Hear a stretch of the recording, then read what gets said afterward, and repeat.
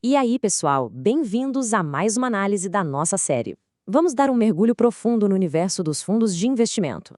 Hoje o nosso foco vai direto para dois verdadeiros gigantes em ascensão no mercado brasileiro, o BTHF11 e o SN611. Lembrando que o objetivo aqui é criar um estudo totalmente didático, ilustrado com imagens e dados tirados direto dos sites de relações com investidores, o RI, desses dois ativos, tá? Vamos decodificar juntos como essas estruturas operam na prática. Bom, antes da gente colocar a mão na massa, é absolutamente fundamental dar aquele aviso de praxe. Como está escrito aí na tela, esse conteúdo é puramente didático. De forma alguma, este vídeo é uma recomendação de compra, venda ou manutenção de ativos. A nossa ideia é entender os relatórios gerenciais divulgados publicamente de forma neutra e estrutural, beleza? Certo, recado dado. Então, bora ver o nosso roteiro de hoje. A gente dividiu essa jornada em 4 partes. Primeiro, o novo FII multi-estratégia. Segundo, os motores de lucro. Em terceiro, a clássica batalha, navio grande contra a lancha rápida. E para fechar, a grande transformação.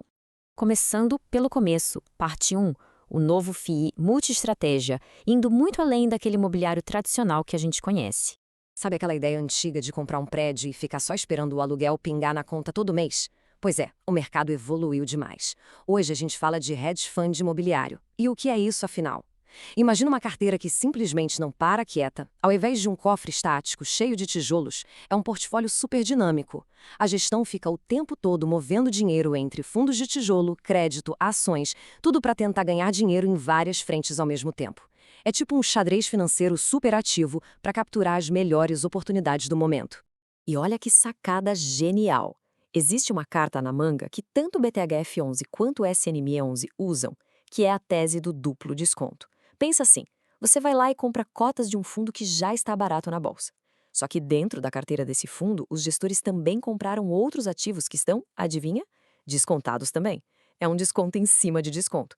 Quando o mercado finalmente acorda e os preços voltam ao normal, essa estrutura dá uma baita alavancada nos retornos. O potencial fica enorme. E isso nos leva para a parte 2. Os motores de lucro. Vamos entender exatamente como eles geram esse valor. Agora, o que é realmente interessante neste slide é notar como as engrenagens de cada um funcionam. Começando pelo BTHF11, que tem toda a força institucional do BTG por trás. Eles rodam com um motor super robusto de 5 cilindros. Tem a base forte e segura dos juros de CRIs, tem os dividendos de outros fundos imobiliários, que, aliás, são mais da metade do patrimônio deles, tem um ganho de capital com compra e venda rápida de ativos, aquela arbitragem do duplo desconto que a gente acabou de falar, e até operações bem mais estruturadas com ativos reais, tipo participações em shoppings. É uma máquina pesada e incrivelmente diversificada. Em total contraste, a gente tem o SME11 da Suno, que roda com um motor de 4 cilindros focado 100% na agilidade. A receita vem de dividendos de FIIs que costumam ser esquecidos pelo mercado, de uma carteira de crédito super arrojada com taxas bem altas e da gestão de caixa. Mas o grande pulo do gato deles é o ganho de capital agressivo. A estratégia depende muito das rotações táticas, sabe? É comprar barato, aproveitar a distorção e realizar o lucro muito rápido. Para colocar essa agressividade em perspectiva, dá uma olhada nesse número gigante aí na tela, 45%. Essa foi simplesmente a taxa de retorno anualizada que o SNMI11 conseguiu em uma única jogada tática recente. A gestão foi lá, comprou cotas do próprio BTHF11 e do Y311 no momento exato de queda, e lucrou alto. É um baita exemplo de como essa caça por ganhos de capital pode ser realmente explosiva. Certo? Avançando para a nossa parte 3. Navio grande versus lancha rápida, a comparação direta. Essa analogia ilustra tudo de forma brilhante. Pensa no mercado como um oceano de alta competição.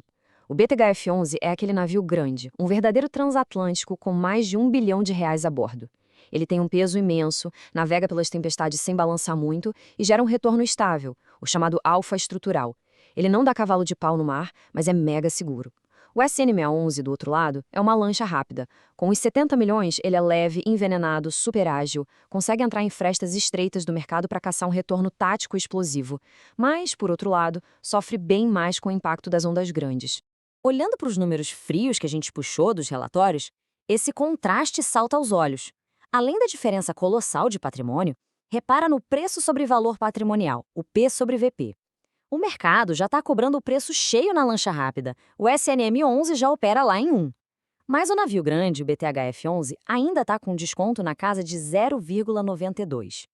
O interessante é que ambos estão entregando um baita dividendo yield ali perto de 13% ao ano, embora a carteira do BTHF11 seja bem mais distribuída entre fundos e crédito. E olha como essas filosofias diferentes trazem resultados parecidos.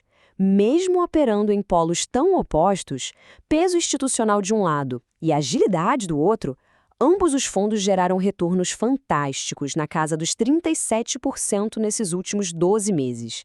E para ter uma base de comparação, o benchmark, que é o IFIX, ficou perto dos 17%. Eles literalmente esmagaram a média do mercado. Só que não existe retorno sem risco, claro. O navio grande sofre com a própria complexidade monstruosa dele. Às vezes, o mercado demora muito tempo para perceber o valor da carteira e eles caem no que chamam de armadilha de desconto. Já a lancha rápida lida com riscos bem mais concentrados.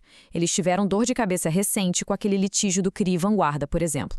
Sem contar que depender o tempo todo da genialidade da gestão para acertar a hora exata de comprar e vender, deixa o fundo com um beta bem alto, oscilando bastante. O que nos traz a parte 4, a grande transformação e o futuro do SNM11. Porque o mercado não para, né? E aqui entra uma provocação muito boa. O que será que acontece com a dinâmica daquela lanchinha ágil e agressiva quando ela, de uma hora para outra, absorve um fundo gigante de características totalmente passivas? Vamos ver o plano de voo deles. O primeiro passo desenhado é incorporar o SNFF11, o que já garante de cara uma carteira bem maior e uma base sólida de renda. Mas o passo 2 é o grande pulo. Eles querem engolir o KISO 11, que funciona praticamente como um ETF massivo que segue o IFIX. O passo 3 é a conclusão de tudo isso. A lancha rápida sai de cena e dá lugar a um super FII, multi-estratégia gigantesco, ganhando um peso institucional fortíssimo.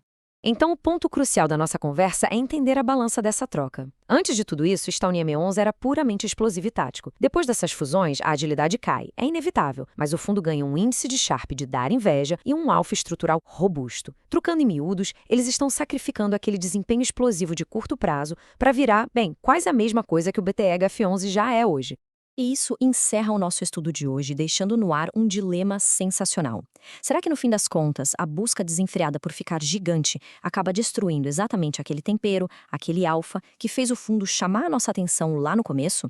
Fica aí a reflexão para todo mundo que acompanha a evolução frenética desses ativos de perto.